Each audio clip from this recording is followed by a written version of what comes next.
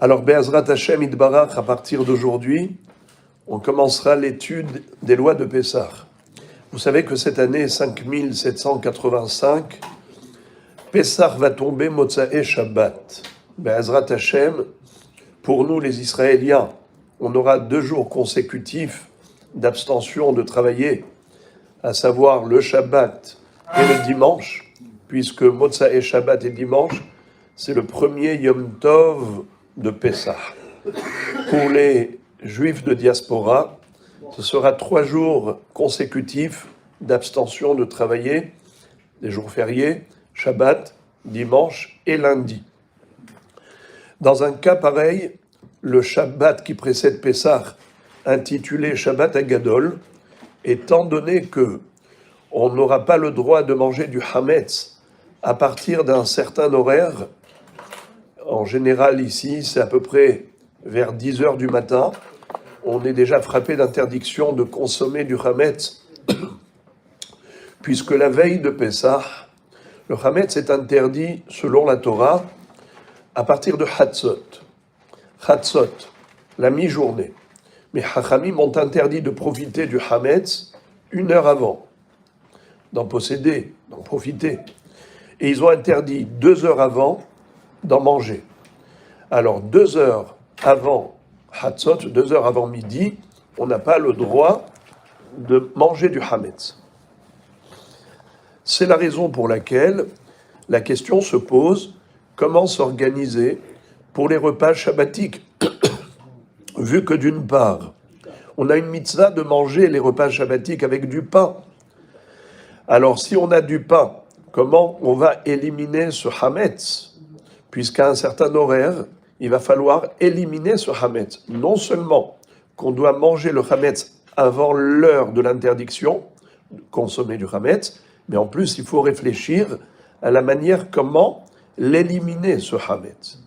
Alors je vais parler d'abord de la formule qui est conseillée par le Rav Ovadia Yosef Zatzal, et ensuite la formule qui est la plus répandue jusqu'à présent dans les pays où nous avons vécu, comment se comporter. Alors voilà, la formule selon le Rav Ovadia Yosef, c'est d'éliminer toute trace de Hametz déjà avant Shabbat, de manière à rentrer déjà dans le Pessah depuis Shabbat. Comme ça, on n'a plus de soucis, on n'a aucun problème. Le Hametz, on l'a éliminé totalement avant Shabbat, on n'en parle plus. On prépare tous les repas shabbatiques dans des ustensiles cachés à la Pessah, et on ne mangera pas de Hametz pendant Shabbat. Alors qu'est-ce qu'on va manger le vendredi soir et le Shabbat matin? Pourtant, il faut faire un motzi le hamina haaretz sur du pain. Vous allez me dire oui, eh bien, il n'a qu'à prendre de la matzah. La matzah, c'est vrai, c'est permis selon la halakha le vendredi soir. Mais le Shabbat midi, le Shabbat matin, la matzah est interdite. Car vous le savez que nos maîtres ont interdit de manger de la matzah le 14 Nissan, la veille de Pessah, durant cette journée. Pourquoi? Pour garder de l'appétit pour la matzah. Pour que le soir du Seder, lorsqu'on va manger de la matzah, on sera quelque part agréablement surpris de manger de la bonne galette, la matzah de Pessah. Ouais, qu'elle est bonne, mais si tu en as mangé déjà pendant la journée et tu t'es déjà rassasié de matzot, le soir va arriver, tu as une mitzvah de manger de la matzah et tu manges sans appétit, sans goût. C'est la raison pour laquelle Hachamim nous ont interdit formellement de manger de la matzah la veille de Pessah. Mais c'est seulement de la matzah à l'état pur, de la galette sèche, mais de la galette qui a bouilli dans du bouillon, un bouillon de poulet par exemple, ou de la matzah qui a frit dans l'huile. Étant donné qu'elle n'a pas le goût classique, le goût de la matzah classique, alors même si on en mange la veille de Pessah, il n'y a pas d'interdiction rabbinique. Étant donné qu'une matzah mevouchelet, bouillie, matzah metougenet, frite, n'a pas le goût de la matzah classique,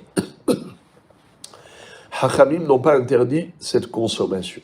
Alors il dit voilà, un conseil pratique qui est pragmatique, c'est de tremper les matzot dans un bouillon qui est sur le feu quelques secondes, le temps que la matzah absorbe le goût du bouillon, et vous le faites sortir.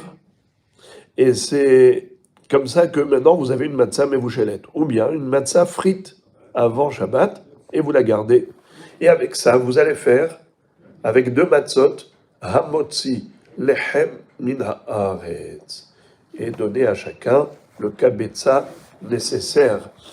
Vous dites pourquoi j'ai dit kabetza, 54 grammes, parce que a priori le Shabbat, il faut manger 54 grammes de pain tous les Shabbats, de préférence. Si on a mangé que kazaït, 27 grammes, le volume d'une olive, on est quitte tout de même. Mais les khatrila, il faut toujours manger 54 grammes, le volume d'un œuf. Bon, ça c'est la formule proposée par Maran Rabbi Ovadia Yosef Zatzal. Mais il y a une autre formule. C'est de manger du chametz le vendredi soir, également le Shabbat matin, avant l'heure de consommation. Comment? On prend non pas des halotes classiques qui risquent de s'effriter et dont les miettes seront répandues dans toute la maison qui est déjà cachère la Pessah. On prend des pitotes, comme la pita pour le falafel.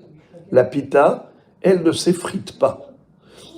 Chacun, il a sa pita dans son sachet, et les plats cuisinés, évidemment, sont cuisinés dans des marmites cachères la Pessah, mais ensuite, les plats seront servis dans des couverts hat perami, le couvert jetable, de manière à ce qu'on n'ait pas besoin ensuite de laver de la vaisselle où il y a du hametz dedans, la pita, les miettes de pita.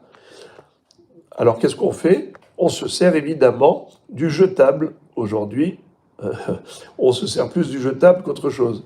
Alors, en effet, on a les nappes en plastique jetables, on a dessus les couverts en plastique jetables, les plats servis sont des plats kasher la Pessah, il n'y a que le pain qui se trouve dans le sachet où chacun a sa pita dans le sachet. Il fait attention de ne pas effriter à l'extérieur, de ne pas se remplir les vêtements de miettes et ainsi de suite, de manière à ce que, à la fin du repas, on prend tout cela, on le met dans le sac et le sac poubelle est à la poubelle.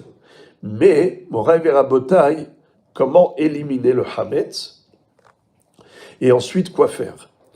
On va faire bi'ur hametz, mais pas avec du feu. Normalement, comment on fait bi'ur hametz la veille de Pessah? D'ailleurs, on va le faire le vendredi. On va brûler le hametz le vendredi. Mais qu'est-ce qu'on va faire avec les miettes de la pita qui restent? On ne peut pas brûler. Et il faut tout de même l'éliminer. Alors, pour ne pas juste jeter à l'extérieur, mais vraiment l'éliminer, il y a 2 formules. Soit on met aux toilettes et on tire la chasse, soit on met dessus de la javel ou un produit détergent très fort qui rend ce hametz immangeable, même pour un chien. De cette manière, on l'a éliminé. Suite à quoi, on procédera à l'annulation du hametz. Bitul hametz. Après le bi'ur hametz, bitul hametz. Après l'avoir éliminé avec de la javel ou aux toilettes, alors on va maintenant réciter en araméen et en hébreu pour ceux qui sont hébraïsants, ou en français pour ceux qui sont francophones et qui ne comprennent pas ce qu'ils ont dit en araméen et qui risquent de croire que c'est une prière, alors que c'est vraiment l'expression de la dévalorisation et l'abandon du hametz. Alors on dira Kal hamira vehamira de kabirchuti, de hazite ou de la hazite, de bi'arte ou de la bi'arte, livtil velehve hefker ke afra de ara. Pour les séfarades, c'est livtil qui afra de hara. Pour les ashkenazim, livtil velehve efker qui afra de hara. Qu'est-ce qu'on fait nous pour être mahmir? Comme on récite 3 fois cette phrase, les 2 premières fois, on prononce comme un Sfaradi, la 3e fois comme un Ashkenazi. Les 2 premières fois, on dit Livtil ke'afra de'ara. La 3e fois, on dit Livtil velehve efker ke'afra de'ara. Traduction. Livtil, annulé. Lehve efker, abandonné. Car en effet, ce sont 2 concepts au niveau du bitul hametz. Est-ce que c'est de l'abandon ou est-ce que c'est de la dévalorisation? Peu importe, nous on essaye de se couvrir à tous les niveaux. Alors, l'interdiction de manger le hametz, c'est à peu près vers 10 heures. Et, et le bitoul, on a encore 1 heure après avoir arrêté de manger, l'heure de l'interdiction de manger, on a encore 1 heure pour pouvoir faire le bitoul. Car, comme j'ai dit tout à l'heure, Hachamim ont interdit de manger 2 heures avant Hatzot. Ils ont interdit de manger le Hametz 2 heures avant Hatzot. Et ils ont interdit de posséder le Hametz 1 heure avant Hatzot. Et donc, à partir du moment où on n'a plus le droit de posséder, on ne peut plus faire bitoul. Le bitoul n'est valide que lorsque le Hametz est à nous.